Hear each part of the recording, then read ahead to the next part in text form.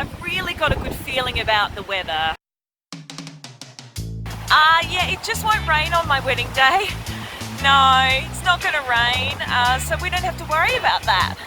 Because I looked at the forecast for like this year, and our wedding date, the weather this year, it was like 23 degrees and sunny. I just don't think it's going to look as good in photos.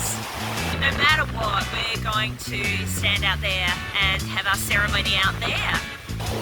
Oh, well, we can always just get the guests to bring umbrellas, it'll be fine. God. It is freezing. They're coming for us. It's our day. We don't mind if it rains. Yeah, it's our day, so, it kind of doesn't matter what our guests think or feel, because it's all about us and our love. Our guests won't mind. No, it doesn't bother them, they're just really chilled. I don't think they're going to worry if it's like a little bit blustery or they're a bit cold.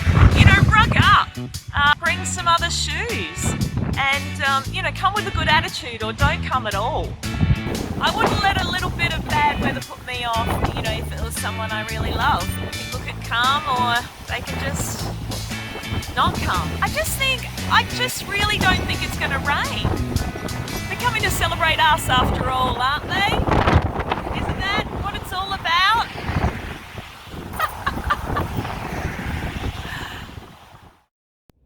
Hi guys, it's Camille from Unbridely. I am up in the Barossa Valley this afternoon doing a ceremony rehearsal for one of my couples, and we're in winter at the moment. Winter in Australia is pretty mild generally, we can't really complain. I think it's like 11 degrees or something, so we're okay.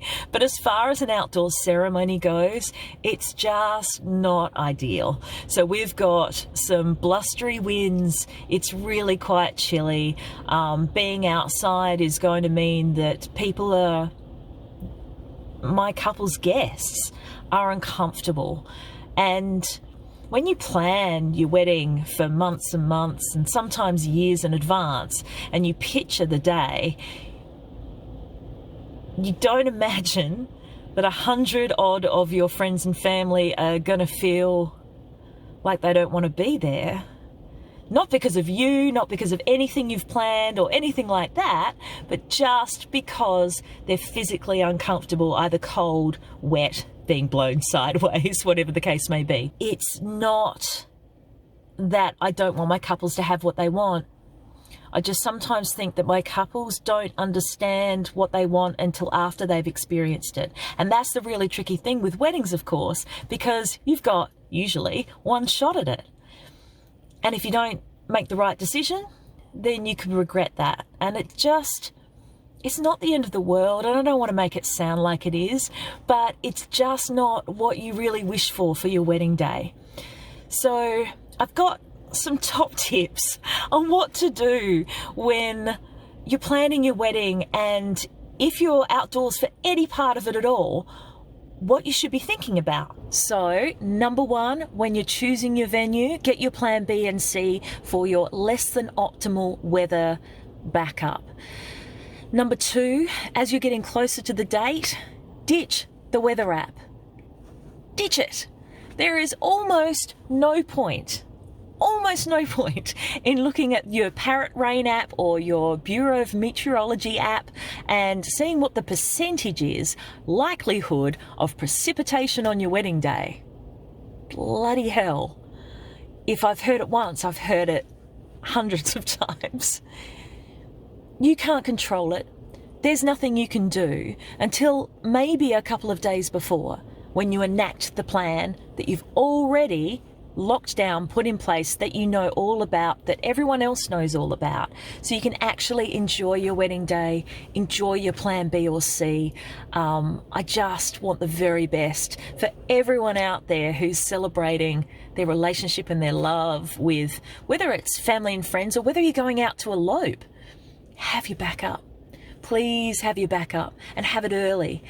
Today, we're very lucky because we've got a couple of days before their ceremony, and so we've got some friends that we can call and we can see a few different places, and one of them's calling up a marquee place. Another one is having a look at a church down the road that allows non-denominational celebrants to come in.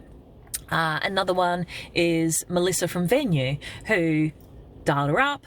Mel, need some help, need to find a venue. She's like, sure, let me make some calls. So it's great to have that option there as well for when the plan B and maybe even the plan C falls through, because the last thing you want on your wedding day is trying to run around and make these decisions, because it's all you'll remember. You know, it's just such a waste. So I want you to think about those times where you have a day off coming up and you're like, I don't want to do anything. I don't want to plan anything. I'm not going to plan anything. And you get to the day off and you decide maybe mid-morning that you do want to do something. Then you can't get things done in time. Then so-and-so won't answer the phone. Then you waste a couple of hours trying to make up your mind between one thing and another. And that's the thing. Without planning ahead, you lose time. And if there's one day where you literally can't afford to lose time, it's on your wedding day. So please, please, brides and grooms and couples and families and everyone out there planning a wedding, please put your plans in place early.